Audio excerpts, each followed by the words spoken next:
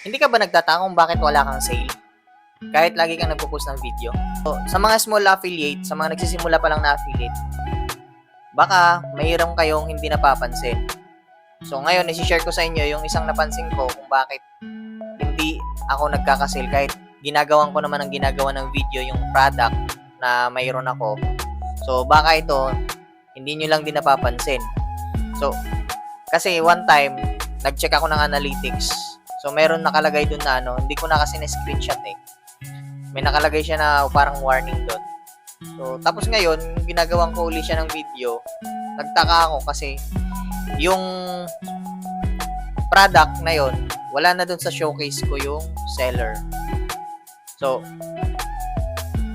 ito yung gusto kong sabihin sa inyo. Dapat magkaroon din kayo ng time para i-check yung mga videos nyo. Kasi baka gawa lang kayo ng gawa ng video o umaasa kayo na magkaroon ng sale kasi gumawa na kayong video at mayroon namang product link. Pero baka nangyari, nagkaroon ng violation something yung seller. So, mawawala yun sa showcase nyo. So, minsan, titignan nyo rin. So, pumunta kayo dun sa TikTok Studio.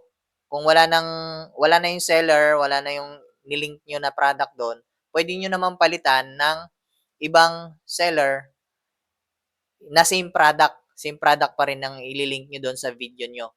So, ang gagawin nyo lang is pumunta kayo doon sa TikTok Studio, then doon sa may TikTok Shop tool, hanapin nyo doon yung link, product link. Tapos, yun, ilink nyo na yung product na kapareho doon sa ginawa nyong video. Dapat kaparehong product pa rin ang ililink nyo kasi pag hindi, baka magkaroon kayo ng violation. So, yun lang. Yun kasi yung napansin ko. Sana makatulong to sa mga nagsisimulang affiliate, sa mga malilit pa na affiliate na kagaya ko. Hindi pa naman ako expert pero sinishare ko lang yung na-experience ko dito.